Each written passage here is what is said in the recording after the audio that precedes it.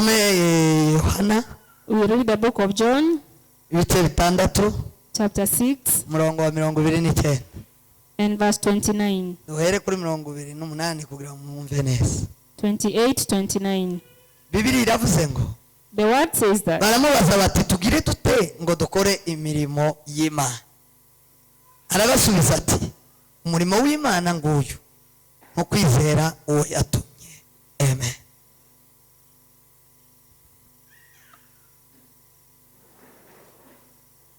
John chapter 6, verse 28-29. Therefore they said to him, what shall we do so that we may work the works of God? Jesus answered and said to them, this is the work of God, that you believe in him whom he has sent. Amen. Amen. Turangeze mu Efeso. We read again Ephesians Igice cya kabiri. chapter 2 Murongo wa 10. and verse 10. Bibiliya yavuze ngo kuko turabo yaremye itubemeye imirimo myiza muri Kristo Yesu. Imana yiteguriye kera kugira ngo tuyigenderemo. Amen. Amen. It says that for we are his workmanship, created in Christ Jesus for good works, which God prepared beforehand so that we would walk in them. Amen. Amen. Nakiri ijambo ry'Imana. May we receive the word of God. Nshimira Imana. Amen. Twafashwe kare dufatirwa hatari hamwe. We were blessed in different places. Mwuka mwene data umuyobozi Peter yari afite na revera. The spirit that Peter had to go with the reverend, Nanje niho nari mfitiriye. I held the same spirit. Sema amen. Amen. Sema amen. Amen. None ni nawo ngombe. And I continue the same spirit Minota mike yisigaye. for the remaining few minutes. Sema amen. Amen. Ndaganira umurimo w'Imana. I will share about the work of God. Umurimo w'Imana The work of God mu bantu. in people. Umurimo w'Imana The work of God. ni iki mu bantu? What is it in people? Umurimo tumaze gusenga Imana igomba guhembura. This work that we prayed for God to revive. Umurimo Imana igomba gukomeza. The work that God is supposed to strengthen. Wowe Which is this work. witwa ute? What is it Ukorwa called? gute? How is it done? Sema amen. Amen. Sema amen. Amen. Umurimo w'Imana. The work of God.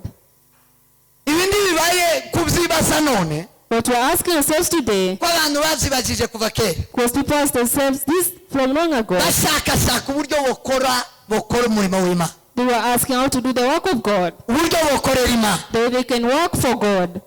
Baragerageza gushaka uburyo bwo gukorera Imana. And they try to research on how to work for God. Umuntu udashobora gutekereza gukorera Imana. A person can think about working for God. Sinibaza ko yoba ariho. I don't think they are living. Oya. No. Tawa. They don't live. They don't Tawa. exist. Nta muntu udatekereza gukorera Imana. No person does not think about working for God. Kuko uw'Imana yaremye. Because whoever God created Arimo option. has the option. Arimo programme. There is a certain program Imuwesha kutamani kumtumikia. that makes them to desire working for God. Umuntu A person arimo gushaka gukorera Imana has that thing to seek working for God mu buryo burenze uko mwobitekereza. in a great way than you can imagine. Kubera ko Because Imana ire mu muntu when God created a man, yamuremeye imirimo. he created him for deeds. Imana ire mu muntu When God created man, yamuremeye imirimo he created him for deeds. yayo His deeds muri Kristo Yesu. in Christ Jesus. Sema amen. Amen. Umuntu avutse When a person is born, atarakizwa before being born again, agomba gukorera Imana. you're supposed to work for God. Hello? Amen. Muranyumva ariko none? Are we still together? Umuntu avuye mu nda ya nyina akavuka. When a person is born Atiwuse mu nda ya nyina akavuka. from the mother's womb, Abavukiye imirimo. they are born for deeds. Ukuvuga ngo uwo mwanya akazi karatangira. Meaning that the job starts at that Yinjiye time. muri job. He has come for us. Kandi iyo job And that work, ako kazi that job nako gukorera Imana. is to work for God. Sema amen. Amen. Sema amen. Hallelujah. Niyo mission That is the mission n'icyo Imana yamuremeye. why God created you. Niyo recommendation. That is the recommendation. Aje kuri recommendation. They have come on a recommendation. Arakomanuzwe. They have been recommended. Aroherejwe. They have been sent Yoherejwe n'Imana by God kubw'umurimo w'Imana. for his job. Sema amen. Amen. Sema amen. Hallelujah. yoherejwe kubw'umurimo He w'Imana has been sent for the work of God. agatangira gukora. And they start working. Sema amen. Amen. Umurimo w'Imana The work of God, nguwe which is this work of God. mu bantu.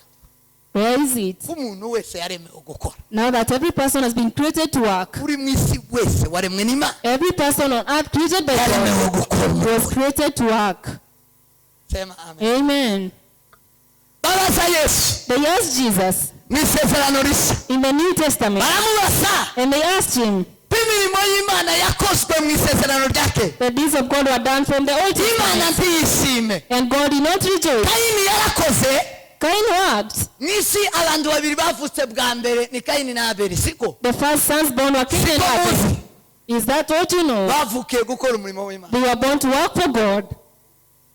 Amen. Amen. Ngo bavuke batangira gukora. When they were born, they started working. Batangiye gukora. When they started working, Imana igahakana umurimo wa Kayini. God rejected the work of Cain. Ikawanga. He despised it Ikakira umurimo wa Abeli. and received the work of Abel. Kayini araraka. And Cain was very angry. Nigute mpamvu ukorera? How can I work for you? Tangu umurimo nagukore. And what I do for Kandi you? ni wajibu wangu kukutumikia wewe Bwana. And it is my job to work for you, God. Wese situ. Praise be to God. Hallelujah. Hallelujah. Ni ngombwa. It is a must. Ni lazima. It is a Ni must. itegeko. It is a command Umuntu wese wavutse that every person who was born agomba gukorera Imana. should work for God. Kayini arakora. And Cain worked Gukora icyo yari aremewe. because that is what he was Imana created for. iranga. But God refused. Abeli arakora. Abel Imana worked as well. irakunda.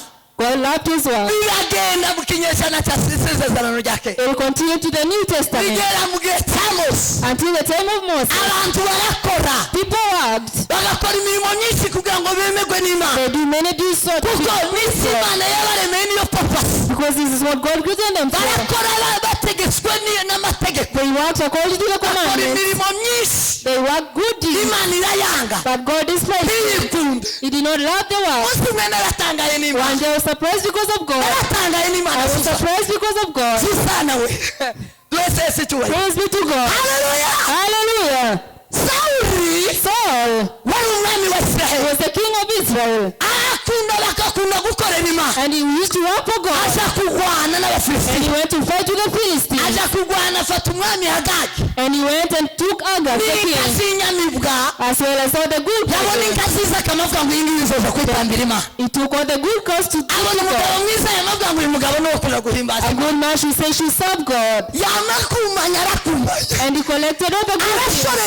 yarashorereye leta. He did not bring it for the government. Yarashorereye urugo rwiwe. He never brought it for his family. Yarashorereye Imana. But for God. Imana ibwira Samuel. And God told Samuel, Yamubwira ngo Samuel we. Samuel, my servant, Umva ikiborogo cy'inka, umva gutama kw'intama n'inka n'ibindi. listen to the meaning of the goats and the sheep. Sawuli akoze ishano. Saul has done a great Byageze bite wamana? What happened, God? Imana ibwira Samuel ngo Sawuli iti yanumviye. And God told Samuel, Saul, I told him to go. Zanishimira ibitambo. Does he think I rejoice when the sacrifices? Zanishimira imirimo se. Do I rejoice in the works? Uko tacyanze Sawuli yeme. Is it not confusing to Samuel? Icyo umuntu yaremewe niki? What man was created for Niki?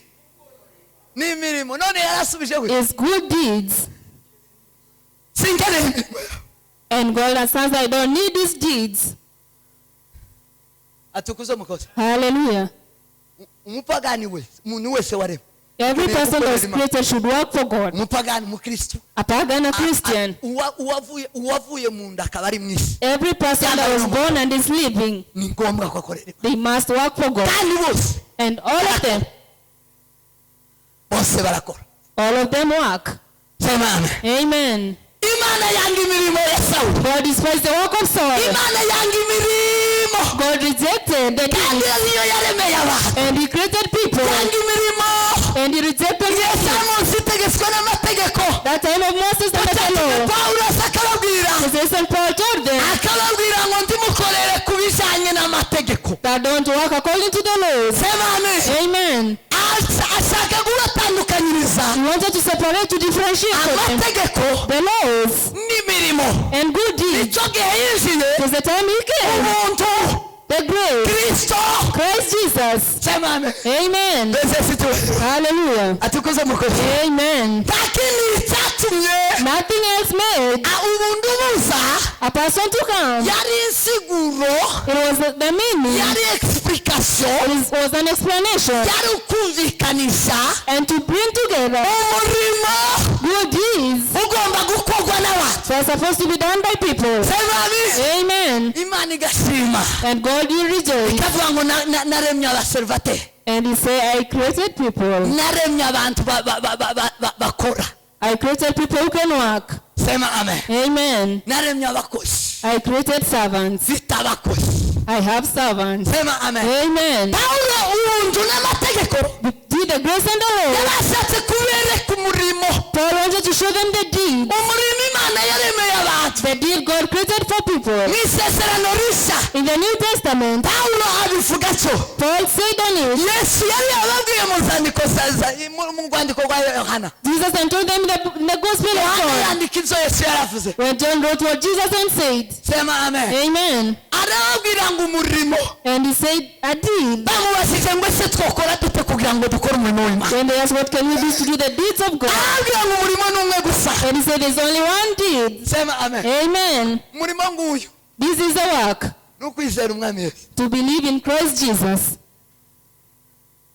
Sema amen. Amen. Umurimo The job, the work, umwe is only ni one. ukwizera umwami Yesu. To believe in Christ Jesus. Sema amen. Amen. Sema amen. Amen. Umurimo The job, nguyu this is the work. ni ukwizera umwami Yesu. To believe in Christ Jesus. Kwizera umwami Yesu Believe in Jesus. ni gute? What is it? Ari wo murimo. What is this? Sema amen. Amen. Imana idushakamo, What is this that God wants from us? Imana yaturemye. And why God created us? Sema amen. Amen. Naha Pawulo yanditse This is what Paul wrote and said. aravuga ngo umuntu wese Imana yaremye Every person who God created, yamuremeye umurimo muri Kristo. He created him for a good job in Christ. Kristo Christ ni umurimo is a deed urimo imirimo. with many deeds. Sinzi ko munyumva. I don't think you understand. Kristo Christ ni umurimo is a deed urimo imirimo. with many deeds. Yo Yesu yarabwiye, Jesus told them arabwira ngo niwe murimo, that I am the deed. indi yose Everything else ni imirimo idashimwa, are deeds without being imirimo received. itakirwa. Deeds which are not received. Kuko Imana irema umuntu Because when God created man, yaramuteguriye, He prepared for him. itegura akazi He prepared a job kuva avutse from the time of birth kugeza avuyeho, to the time of death. kandi iyo mirimo yose And all those deeds iremera muri Kristo, were created in Christ intambwe Jesus. ku yindi, One step at a time. urugero ku rundi, Example by another. kugenda ukura, As you grow kugenda wiga, and you learn, kugenda waguka, the way you expand, kugenda usara, the way you give, iyo mirimo yose all those deeds, Imana yarayipanze God and prepared them ipangira muri Kristo, in Christ Jesus. birangize And then after that, irafunika. He wrapped it up. Imaze gufunika After wrapping it up, iravuga ngo rero He said, now inyuma therefore, ya Kristo after Christ, nta kazi kahaba, there's no other job, nta murimo uhaba. no other deed. Haleluya. Hallelujah. Inyuma ya Kristo After Christ, nta murimo w'umuntu there's no deed of a man Imana yaremye that God created, keretse gusa unless uwakiriye Kristo whoever receives Christ, nasika muri Kristo and when he comes to Christ, afunukura Kristo he opens everything asanga imirimo and find other deeds y'ubuzima bwe bwose. of all their lifetime. Amen. Sema amen. Amen. Atukuzwe Mwokozi. Hallelujah. Ahimidiwe Bwana wa mabwana. Ahimidiwe Yesu. Amen. Umurimo A deed ni ukwizera, is to believe, ni ukumenya Kristo, to know Christ, ni ukumenya Imana, and to know God. ni ukumenya Yesu. Knowing Jesus. Nimwamenya Yesu, When you know Jesus, muri we in Him, niho harimo imirimo there are other deeds Imana yaremeye umuntu. which God created for man. Amen. Haleluya. Amen. Hey, Imirimo Imana yakuremeye irahishe, the deeds God created for you are hidden. yarayisetinze, tisetinze mu isi, tisetinze muri Nairobi, They are not set in tisetinze Nairobi muri Amerika, or in the USA tisetinze muri leta, It's neither present in government, mu masosiyasiyo neither in the associations, private cyangwa se mu masosiyasiyo ya leta. or any governmental organization. No. Imirimo Imana yakuremeye, That is God created for you, aho isetinze, aho ibitse, where your deeds are put, aho iri wherever the deeds are, ni muri Kristo. is in Christ Utazi Jesus. Kristo Whoever does not know nta Christ, murimo wakora, they are doing nothing for God. nta murimo. They are doing no deed for God. Aho None at all. Yesu Imana yanga imirimo, Jesus, God was rejecting the kandi deeds, ariyo yaremye, yet He created them kandi yiremeye umuntu and for people, kubera ko umuntu atayikoreye because man has not worked for aho Him, Imana yayishyize. where God has put them. Peter we twese icyubahiro. Praise be to Jesus. Haleluya. Hallelujah. Kristo Christ Imana and God. Yakobo abwira bene wabo, James told his people, abwira ngo nimukobona mwaramenye Yesu nabi, I say, you know Jesus the wrong way. mwamenye umurimo nabi. You know the wrong deed. Bari baramenye Kristo, They know Christ. bakamenya kumuvuga, They knew how to speak about Him bakamenya kumuririmba, and how to sing Him. bakamumenya kumuvuga. They knew how to speak Him. Ngo ariko But yabitegereza when He looked at them keenly, akabona batabakora imirimo He would see them not doing any deed yo muri Kristo. in Christ. Yamabwira ngo nta Kristo mwami. Then He told me, then we don't know Jesus. Aramubwira ngo turizeye, They said, we believe. abwira ngo ntakwizera mugira, Said, you don't have any faith in me. arabwira ngo nimuzane uko kwizera kwanyu And they said, bring your faith, utagira imirimo, which has no deed, naje nzane kwizera kugira, and I bring my faith. maze turebe Then we shall compare. abamutse. We shall know who knows Him. Uzi Kristo wese Because whoever knows Christ agira imirimo muri Kristo. has deeds in Nta Christ. Kristo udafite imirimo, There is no Christ without deeds. ntawe. None. Nta Kristo Imana itaremeyemo umurimo. There is no Christ Uwo si we. without deeds. Kristo Christ niwe Imana yapanzemo imirimo. is whom God put all the deeds. Sema amen. Amen. Sema amen. Amen. Abamuzi Well, who know Him?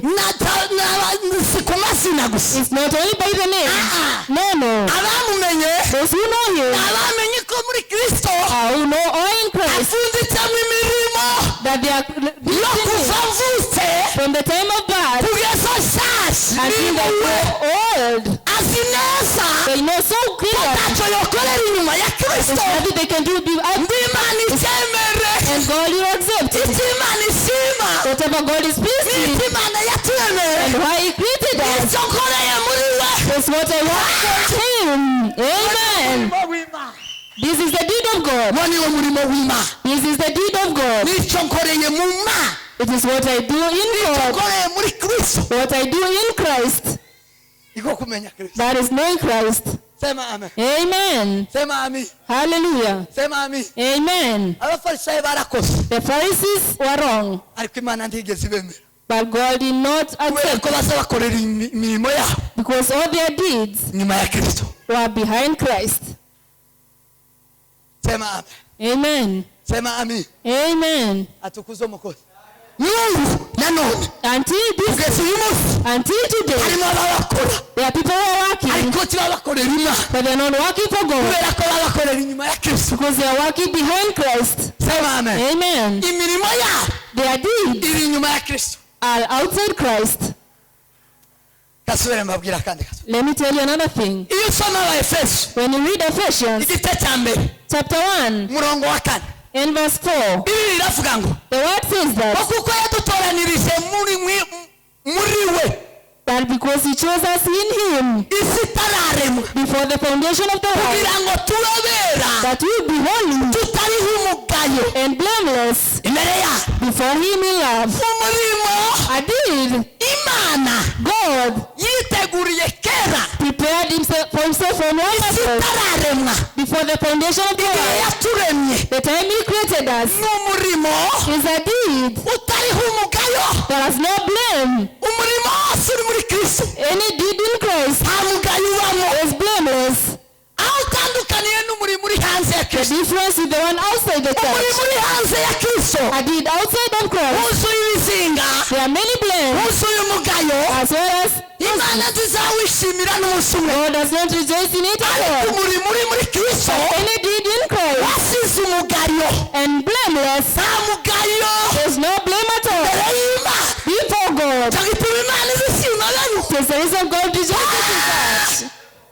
minisakira metretarian somperas iyo uririmbiye muri Kristo When you sing in Christ, indirimbo zawe your songs nta mugayo are not imana blameless. ikavuga ngo ndori umukozi wanjye And God says, this is my servant. iyo usirimbiye muri Kristo When you dance in Christ, imana izireba God looks at you ikavuga ngo yego and says, okay, koreye umurimo he is working. nta mugayo urimo There's no blame iyo at all. uririje muri Kristo When you preach in Christ, iyo usengeye muri Kristo when you pray in Christ, sema amen amen, sema amen amen. Yesu yabibwiye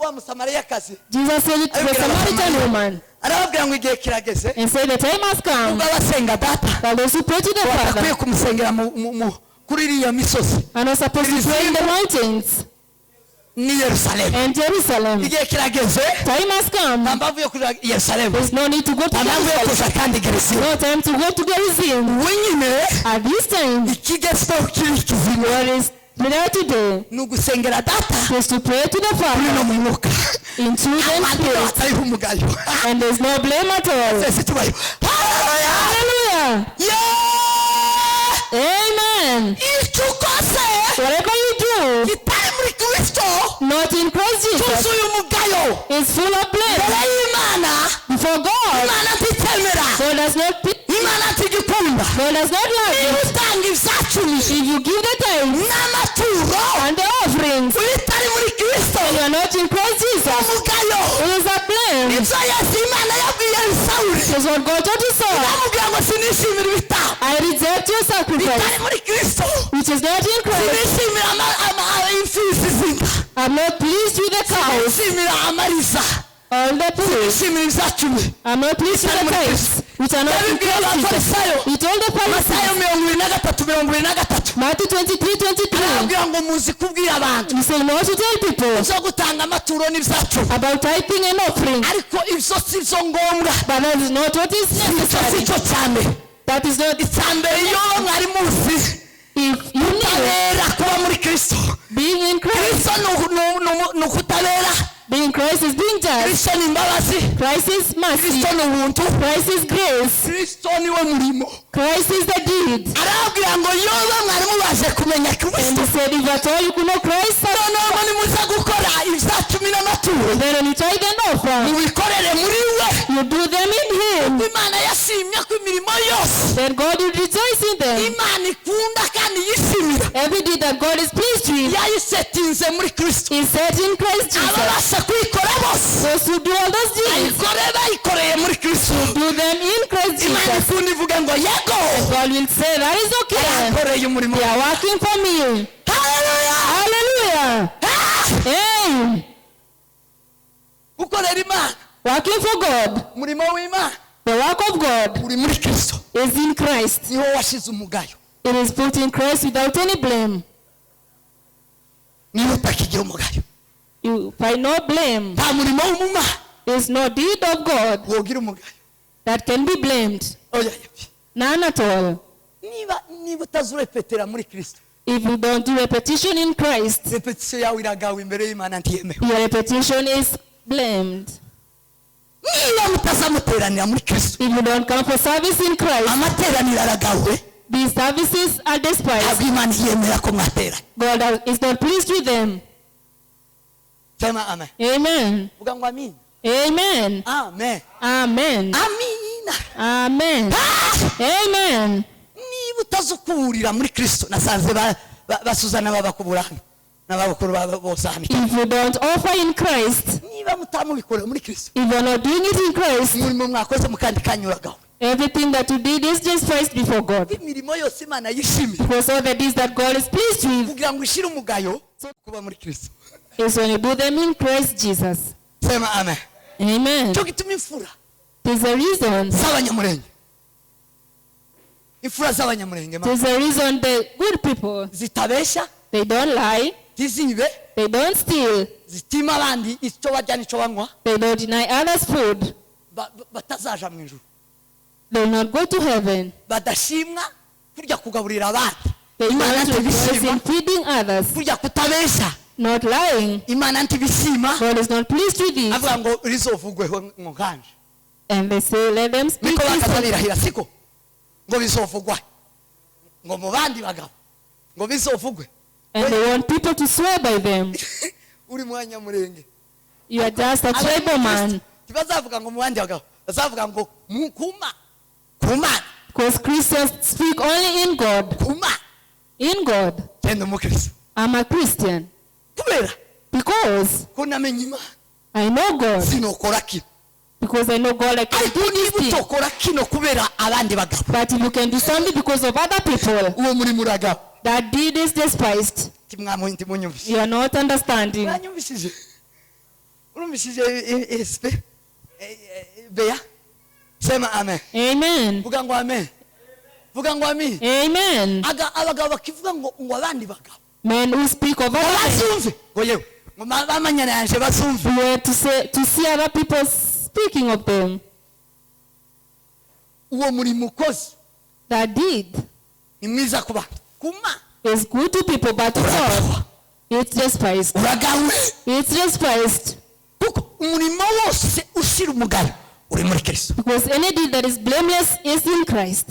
sema amen Amen. sema amen Amen. atukuze umukozi Hallelujah. ahimidiwe bwana w'amajeshi ibyo mukora byose Everything that you do, mubikorere muri kristo do them in Christ. umurimo ni umwe There's only one deed. gukorera imana Working for God ni ukwizera yesu is believing in Jesus. sema amen Amen. umurimo imana ishima The deed God is pleased with kumenya kristo is knowing Christ. kandi kumenya kristo neza And knowing Christ pawulo yaravuze ngo mumenye accurately. amajyepfo ye umenye n'amajyaruguru ye ngo n'umurambararo kumenya imana muri ubwo buryo muri iyo mezire Knowing Christ in that measurement.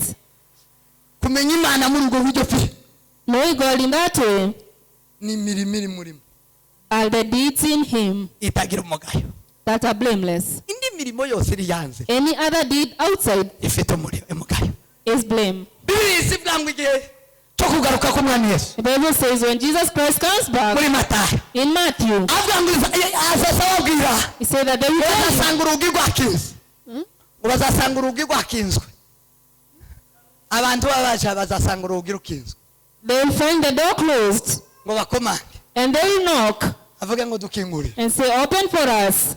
avuge ngo se mwana And they say, Lord, wari uzi ko ndi umuvugabutumwa don't you know I was an evangelist? jewe wavuze ubutumwa ndabwiriza imyaka yose nabaye I preached all my years in Kasarani. nabaye i Nairobi I was in Nairobi and ndabwiriza ubutumwa I bwiza was preaching the good news. yamamubwira ngo va imbere And he'll say, get, ativumewe sinigeze kukumenya I never knew you. nigeze Go. kumenya nakaza nguvuga And how did I not know you? And I yari hanze ya spoke. Kristo Why? Because he was imana outside of tuyokumenya Christ.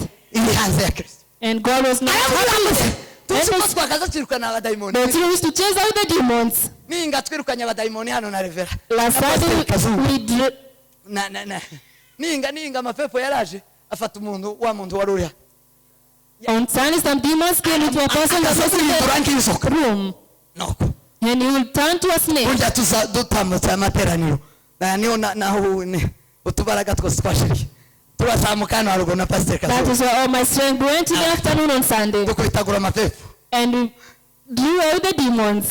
turayamagana We called them n'izina rya Yesu in the name of Jesus. amapepo arahunga And they ran away. umuntu yamagiye And the person was healed. ndazukata In the morning he went home. imana umuntu utabikoreye muri Kristo If a person never did that in Christ, imana izamubwira God will tell kugira them, ngo mve imbere wakivumeho get away from me, you ntabwo can't. nigeze kumenya I never knew you at all. kuko imirimo yose wazi ukora Because all the deeds you performed wazikorera inyuma ya Kristo was not in Christ. isize umugayo ntishimwa It is not blameless.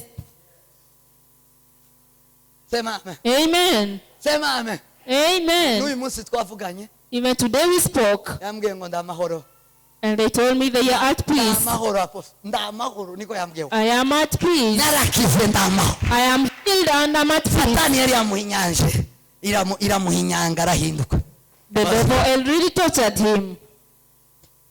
sema amen Amen. twari turi kumwe n'abankuruzizi mu gitondo namusezeye turi kumwe na nkuruzizi I was together with. sema amen Amen. imana izokubwira niho pasiteri yasomye aravuga It is a ngo verse we read. wirinde neza That's ibyo it. ukora urebe kubikorera muri Kristo. Check that everything you do is done iyo in revera Christ. yasomye nicyo cyanditswe yatangiye. That is the verse he read. yavuze ngo uramenye wirinde. He said that Bazabura watch. ibyo wakoze imirimo yawe urashobora kuyibura ukayibura ikanwa ntishimwe n'Imana. Watch out so that you may not lack your deeds in heaven. mwakira ijambo You will receive the word of God. Yes, abageni. May God bless muzaze you. dusenge. Stand up as we pray. muzaze dusenge. We be servants. umurimo Imana ishaka ni Kristo muri wowe.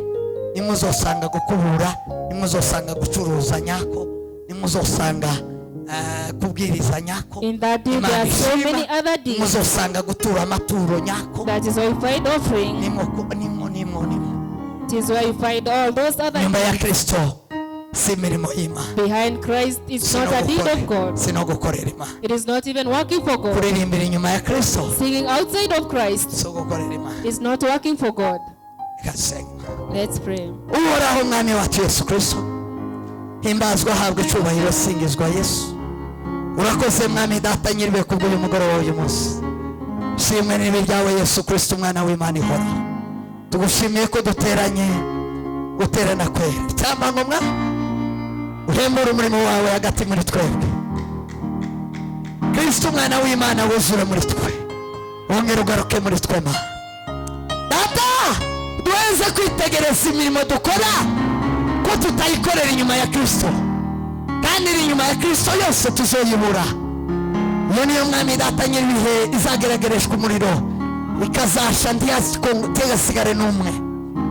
data gitare gikomeye wera wa Israheli, data mwana w'Imana wese kumenya Kristo mwami data nyiribihe, wase kumenya imirimo yose y'Imana ko ari muri we yashizwe, maze mwami data tukora umurimo w'Imana.